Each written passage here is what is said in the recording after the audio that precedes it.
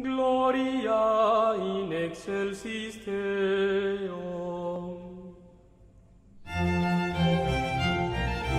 Gloria, gloria, gloria in excelsis Deo.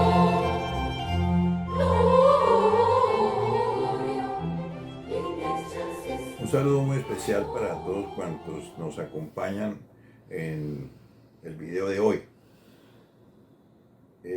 En el video anterior, en el cual hemos tratado todo el proceso de la colonización y en particular el tema de la evangelización, hemos visto las características de lo que fue ese proceso, por lo menos en un caso muy particular, que es el caso de la Nueva España, o sea, México, pero que servirá un poco de modelo a lo que pasó en el resto del continente en ese proceso de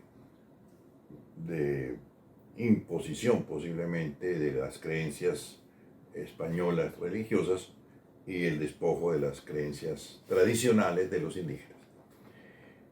Hoy veremos un tipo de evangelización distinta, las famosas misiones de los jesuitas. De una vez habría que aclarar que los jesuitas nunca llamaron a estas reducciones de indígenas dentro de un sitio poblado donde tenían trabajo y vivienda y estaban sometidos a un gobierno propio, aunque dirigido por los jesuitas, nunca llamaron reducciones, sino que las llamaron misiones o parroquias. El término reducciones, sin duda alguna, tenía una connotación negativa. En muchas partes de América, con el apoyo, por supuesto, de las autoridades españolas, los curas solicitaron que los indígenas que se encontraban dispersos fueran agrupados en poblaciones para facilitar la evangelización. Sin embargo, estas reducciones, que significaban trasladar pueblos enteros de sus sitios y de su hábitat tradicional, pues significó además que se trataba de alejarlos lo más posible de sus sitios de culto, de sus centros religiosos, de tal manera que se trataba de, en definitiva, de borrar su pasado religioso. Por lo tanto, había una connotación negativa. Otras reducciones muy parecidas al ideal jesuítico fue la de Vasco de Quiroga en el estado de Michoacán como obispo, donde evidentemente sí creó unas comunidades indígenas con escuelas para la educación de los indígenas, hombres y niñas también, talleres para artesanías, trabajos en la agricultura y hospitales. Fue una experiencia muy distinta a estas reducciones comunes que existieron en América Latina y que tenían una visión totalmente distinta a la educativa y a la de humanización que obviamente Vasco de Quiroga, que era un hombre formado en el humanismo de Erasmo de Rotterdam, quiso construir en ese sitio, en Michoacán. Un historiador de la Compañía de Jesús, Jean Le Couture, ha llamado a estas misiones jesuíticas una teocracia barroca. Sin duda alguna fue una evangelización y un proceso de culturización totalmente distinto a lo que ocurrió en el resto de América Latina. De ahí su importancia y de ahí su celebridad. Es evidente que no se trató solamente de evangelizar, sino también de introducir una cultura europea, pero que a la postre terminó creando un mestizaje cultural, tanto en la arquitectura como en la pintura, como en la escultura y particularmente en la música, como lo vamos a ver. Este experimento cultural fue tan célebre y tan reconocido que incluso los filósofos de la Ilustración se asombraron y admiraron este proceso, a pesar de que sabemos que eran bastante enemigos de la Compañía de Jesús y en general de la iglesia. Voltaire, por ejemplo, que había llamado a destruir a la infame, y con esta expresión pues hablaba era de destruir a la iglesia católica. Sin embargo, en su ensayo sobre las costumbres, saluda con especial fervor, dice Lacouture, a esta sociedad en lo que es hecho en nombre de la razón y por las vías de la persuasión. Y remata así Voltaire: en muchos puntos es un triunfo de la humanidad. Otro filósofo de la Ilustración, D'Alembert, creador de la enciclopedia, que es como la suma de la Ilustración del siglo XVIII.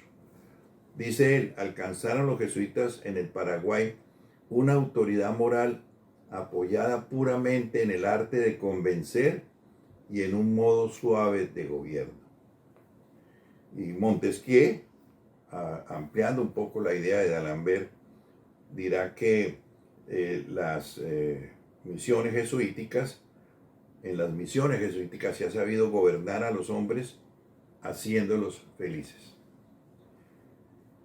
Por otro lado, José Carlos Mariátegui, que fue un ilustre intelectual marxista de tendencia indigenista, dirá que quien recuerde el vasto experimento de los jesuitas en el Paraguay, donde tan hábilmente aprovecharon la tendencia natural de los indígenas al comunismo, no puede sorprenderse absolutamente de que esta congregación de hijos de San Ignacio, como lo llamó Unamuno, fuese capaz de crear los centros de producción y de trabajo que los nobles, doctores y clérigos entregados a una vida muelle y sensual no se ocuparon nunca de fomentar. Ese es otro aspecto importante de las misiones, que fue el de que además fueron centros de producción y de riqueza material. Bien, los antecedentes. Habría que decir que la expansión de la colonización en el territorio americano por parte de los españoles tuvo unos límites, o por lo menos regiones donde no llegó la expansión española, sino muy levemente. Es el caso en el norte, el sur de los Estados Unidos, todo lo que es la Luisiana, etcétera, Texas y demás, California.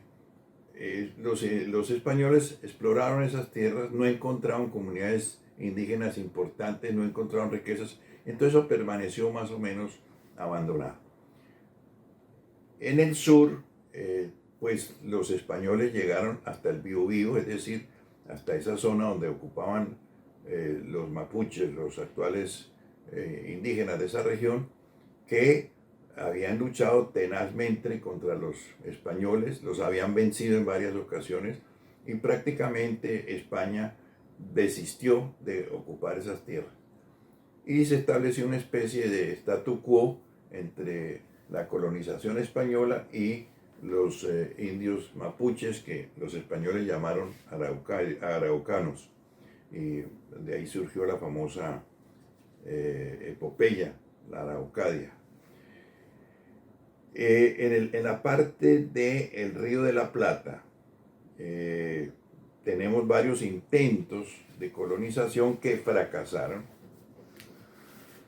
Allí llega primero Juan de Solís, que es el que descubre el estuario del Río de la Plata, perece con todos sus hombres, parece que fue asesinado y él y sus hombres por los indios guaraníes. Después aparece Juan Cabot, o Caboto, era portugués, pero al servicio de España. Explora los ríos Paraná y Uruguay, crea una población que se llama Santi Espíritus, que es destruida y arrasada por los indios guaraníes.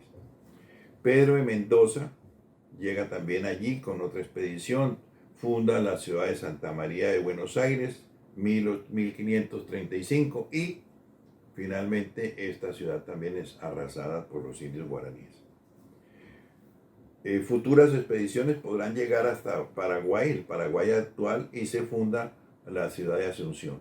Asunción será durante mucho tiempo la única ciudad en todo este sector del sur del continente. A pesar de los ataques de los indios, Asunción se mantiene y aparecerá entonces un criollo, es decir, un hijo de españoles pero nacido en América, que será gobernador del Paraguay y del Río de la Plata, que llamará a los jesuitas para que busquen pacificar y pues lograr una situación distinta con los indígenas guaraníes a la que venía existiendo, que eran los continuos y permanentes ataques de parte de estos indígenas. Diego Torres es el provincial de los jesuitas que asume esta tarea de buscar la conversión y la pacificación de estos indios guerreros. Guaraní quiere decir guerrero. Eran fundamentalmente seminómadas, eran polígamos y practicaban la antropofagia con los enemigos vencidos. De manera que eran indios bastante feroces y guerreros. Torres, el provincial, pone unas primeras condiciones. Primero, no será posible que los indígenas sometidos a misiones o concentrados en misiones sirvan como trabajadores en las encomiendas de los españoles. Torres había hecho un experimento comunitario tratando de aprovechar los antecedentes comunitarios de los incas en el lago Titicaca. Había fracasado, pero de allí sacó una experiencia fundamental. No era posible una relación con los indígenas, sino sobre la base del respeto al indígena, el respeto a su cultura. Y el otro aspecto que había sacado como experiencia Diego Torres era que había que aislar a los indios de las costumbres españolas. Y eso fue lo que realmente existió como característica de las misiones jesuíticas. Bien, las primeras misiones se van a construir en Loreto y San Ignacio Iguazú. San Ignacio Iguazú quiere decir San Ignacio Grande, Iguazú quiere decir grande, es decir, las famosas cataratas que están a 300 kilómetros de Asunción. Es ahí donde llegan los primeros jesuitas y se ganan la voluntad de los indígenas con la música. Los guaraníes eran amantes de la música y de la danza. Y a través de la música, flautas, etcétera, los jesuitas van pudiendo entrar a esas comunidades y van logrando ganar la confianza de los indígenas hasta que finalmente los van a organizar en estas primeras misiones. Sin embargo, tan pronto se organizan estas misiones más allá de las cataratas de Iguazú, comienzan a llegar los llamados mamelucos. Estos mamelucos son unos mestizos y mulatos de Brasil al servicio de los propietarios brasileños, portugueses que producen caña de azúcar en Sao Paulo. Y estos mamelucos armados buscan capturar y cazar indígenas para someterlos a la esclavitud. A diferencia de la colonización española, donde se prohibió tempranamente la esclavitud de los indios, los colonizadores portugueses nunca prohibieron la esclavitud indígena. Por lo tanto, la idea de capturar y cazar indígenas era algo normal. Entonces, ante esta amenaza, hay que trasladar las misiones. Y se trasladan más al interior. Esta es una proeza tremenda que organiza el padre Antonio Ruiz de Montoya, que es un criollo también, es limeño, asignado a las misiones del Paraguay, tiene que trasladar 12.000 indígenas en unas condiciones dificilísimas entre la selva, atravesando ríos, mueren muchísimos indígenas. Y finalmente, ya más al interior, se crea San Ignacio Mini. San Ignacio Mini, es decir, San Ignacio pequeño, frente al San Ignacio Grande, Iguazú, que era la inicial misión que se había creado más al norte. Después van a aparecer otras misiones, se llegan a unas 48 misiones, concentraciones pues, de indígenas guaraníes, y que sobreviven, hacia el final del siglo XVIII, sobreviven unas 30. Hay 15 misiones en Argentina, en el norte, 8 en Paraguay y 7 en Brasil. Estas misiones comprenden más o menos unos 350.000 kilómetros cuadrados, una tercera parte de España, y su población total de indígenas es de 200.000 indígenas. Por otro lado, en Bolivia se establecen las misiones en lo que se ha llamado la Chiquitanía. Eran indios de distintas lenguas, distintas condiciones sociales, y con ellos se montan pues estas misiones en Bolivia, que hoy se conservan bastante bien. Ha habido un proceso de restauración desde 1972 que dirige un jesuita ingeniero que se llama Hans Roth, y finalmente estas misiones pues han sido declaradas Patrimonio de la Humanidad por la UNESCO. Las misiones del Paraguay fueron totalmente destruidas, como lo vamos a ver, no quedan sino ruinas. Por eso, para saber un poco cómo fueron las misiones del Paraguay, tanto en Argentina como parte de Brasil inicialmente, como en el mismo Paraguay, la imagen que tenemos es lo de la Chiquitanía, para poder saber cómo eran aquellas misiones. Bien, ¿cómo era la organización que los jesuitas lograron establecer en estas comunidades de los indios guaraní, que los antropólogos llaman guaraní tupíes? En primer lugar, los jesuitas dividieron la tierra cultivable en dos: lo que llamaban la tierra del hombre, que comprendía lotes de propiedad individual, propiedad familiar, y la comunidad les entregaba a estas explotaciones individuales semillas y herramientas y arados y bueyes para arar. El otro campo era el campo de Dios. Era un campo que se cultivaba en forma colectiva, y en periodos distintos, de acuerdo a una distribución de los indígenas que hacían los jesuitas, de tal manera que allí se dio la explotación famosa del mate.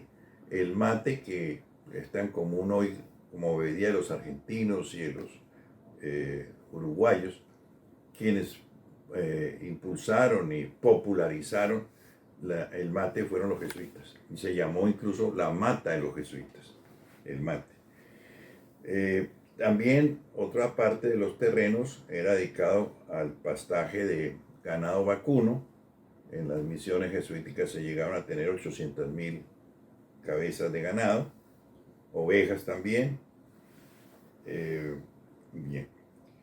Y los excedentes de producción se almacenaban en graneros. Como decíamos, los arados, las yuntas de bueyes se consideraban propiedad pública, es decir, propiedad de la comunidad. La jornada laboral era de 6 horas al día. Había también los famosos talleres de artes y oficios, un número también determinado de acuerdo a las cualidades y las opciones que tenían los indígenas. Eran ubicados en talleres donde los jesuitas orientaron el trabajo de relojería, los tejidos de encaje, que eran maravillosos según se dice, los trabajos en plata, en herrería, carpintería y la fabricación de instrumentos musicales, violines, violas, violonchelos, flautas, órganos, clarinetes, oboes, arpas y trompetas. Todo eso se fabricaba en los famosos talleres artesanales. El otro componente de las misiones era la casa de viudas. Y no era porque murieran muchos indígenas y las mujeres indígenas quedaran viudas, sino porque como los jesuitas les impusieron a los indios la monogamia, que no podían tener sino una mujer, entonces tuvieron que rechazar las varias mujeres que tenían y el refugio de estas mujeres, llamémoslas repudiadas entre comillas, fueron alojadas allí en estas casas, en las casas de viudas que se llaman. También allí se alojaban los huérfanos. Bien, todas las misiones contaban con un hospital y con escuelas. Las escuelas eran comunes, tanto para hombres como para las niñas. De manera que no había ninguna discriminación por razón de sexo. En cuanto a la organización política, cada misión tenía 2 jesuitas, que eran los que asumían prácticamente la dirección general de la misión, pero delegaban el gobierno de la misión en los propios indígenas, de tal manera que había un cacique que era responsable de todos los bienes comunes que había en la misión, un corregidor que era el encargado de hacer cumplir las normas de la vida comunitaria y un cabildo. Igualmente otros funcionarios menores como alguaciles que cumplían funciones policivas. Todos estos cargos eran de elección por toda la comunidad indígena. Desde luego los jesuitas elaboraban las listas de los candidatos teniendo en cuenta su compromiso con el trabajo colectivo. Un poco lo que después harían en la Unión Soviética los héroes del trabajo.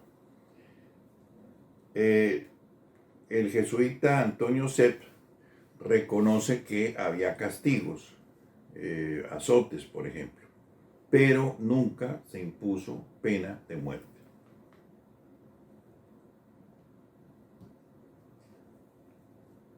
Bien, ¿qué produce estas comunidades fuera de la producción económica, que llega a ser una producción muy importante desde el punto de vista de la riqueza material, tanto el ganado como el comercio de la yerba mate?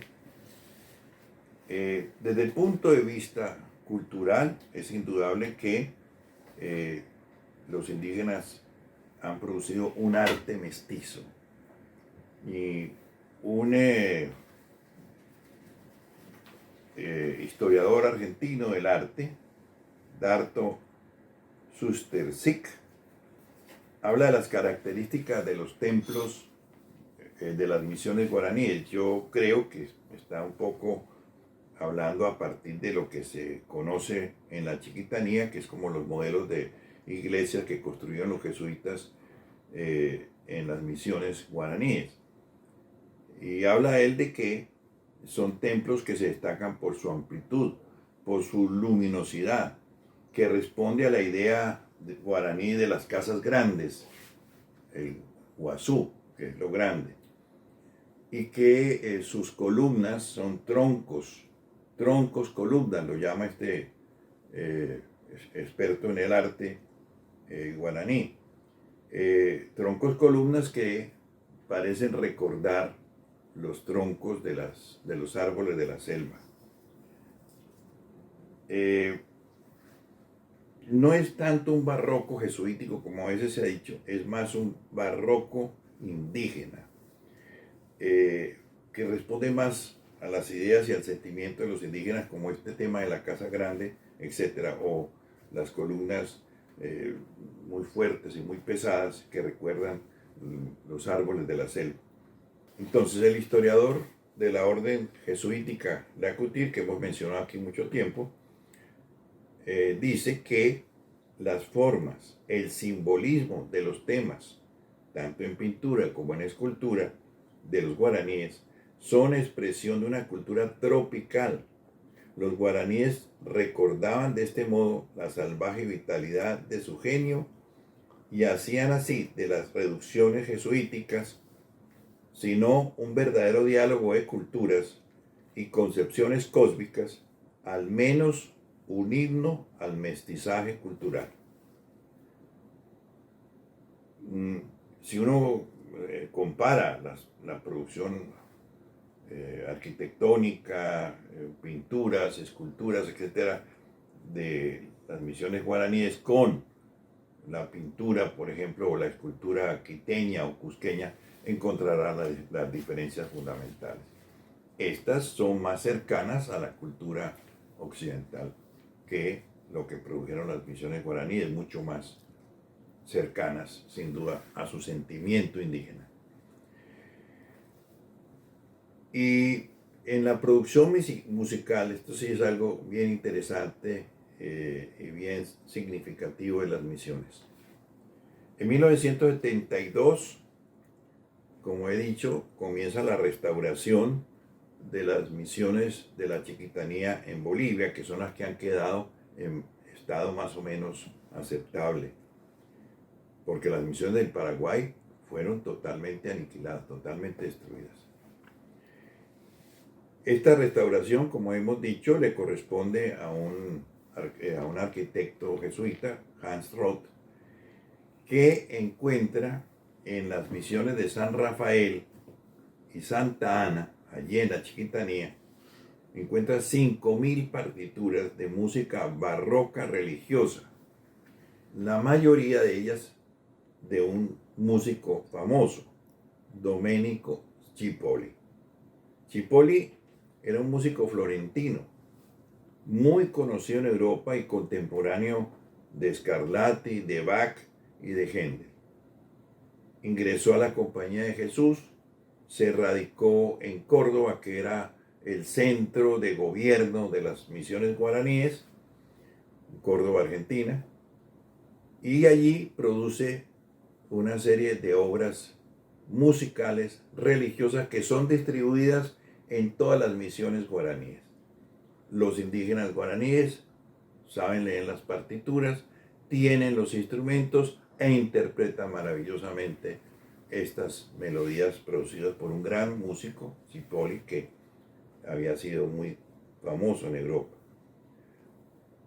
Este mismo Hans Roth encuentra una cámara secreta en una de estas misiones, en la cual existían violines, violas, flautas, clarinetes, oboes, arpas y trompetas. Todo ello pues construido en las misiones de la Chiquitanía, pero que igualmente había sido característico de las misiones del Paraguay.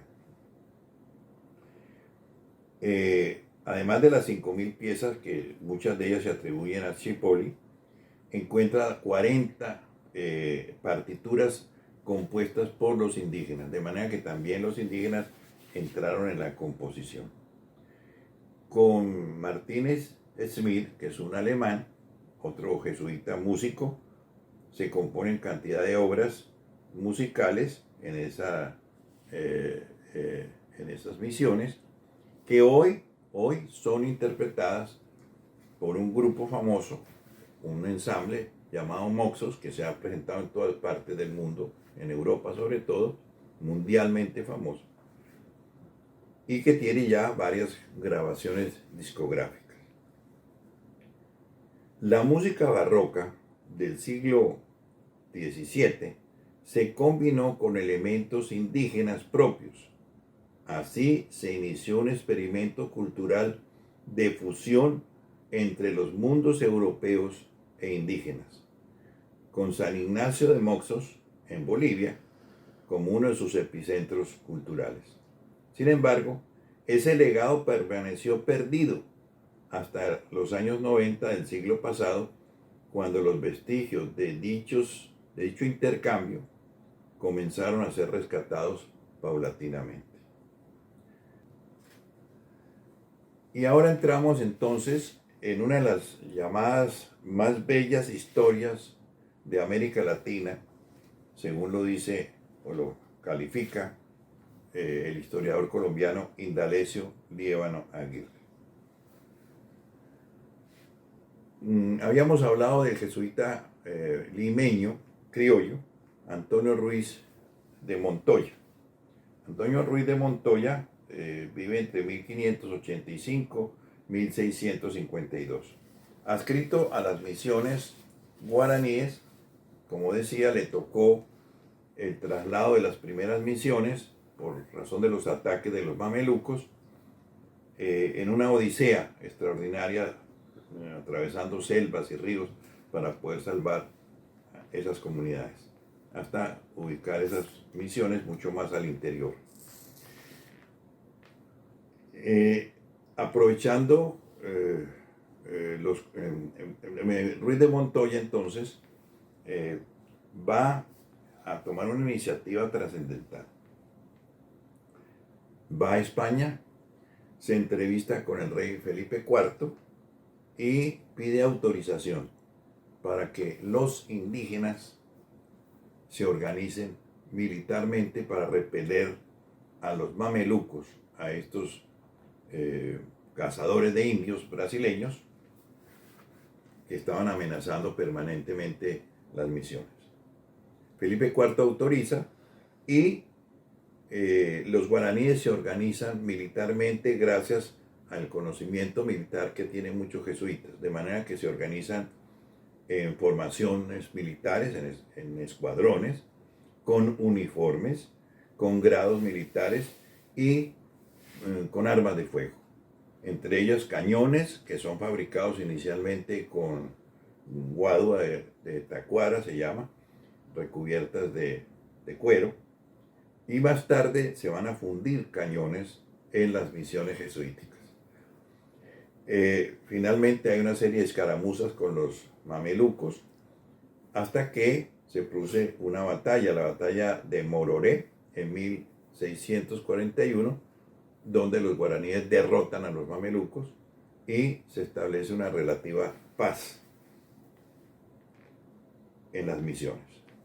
En 1750, Fernando VI, el segundo monarca Borbón de España, va a firmar con el rey portugués Juan V el famoso Tratado de Madrid, que se llama Tratado de Fronteras. En este tratado, España va a ceder a Portugal una serie de territorios en la Amazonía, en la Orinoquía y en las misiones guaraníes. Son 7 misiones que están en esos territorios que se den a Portugal, y por lo tanto se ordena el desalojo de las misiones. Los jesuitas van a obedecer, pero en general los indígenas se van a rebelar y van a organizar sus milicias para enfrentar tanto a un ejército español que busca someterlos como al ejército portugués que igualmente busca repeler la rebelión indígena. El jefe de los guaraníes es José de Araya, conocido como Cepe. Es el héroe de esta gesta. Cepe es un estratega extraordinario, logra frenar a las tropas españolas. Tiene 2 frentes de combate, las tropas de España que entran por el sur y las tropas portuguesas que entran por el norte. Frena a las tropas españolas y derrota a los portugueses.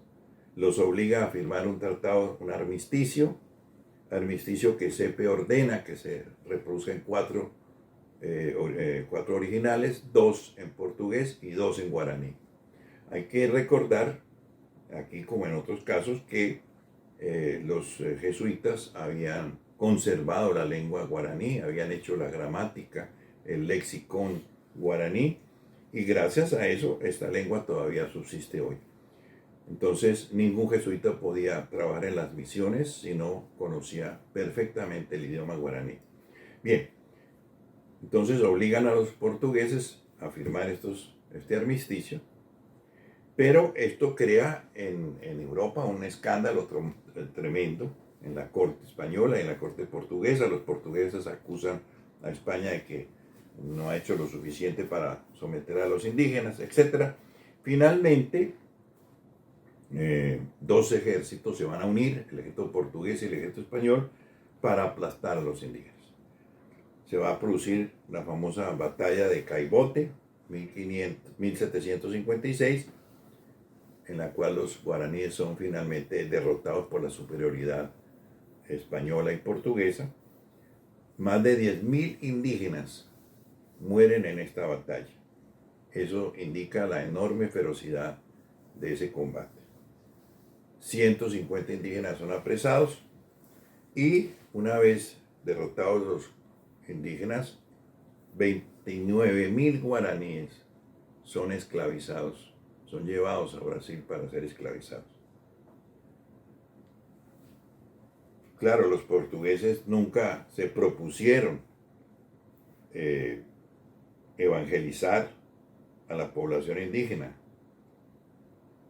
sino explotarla.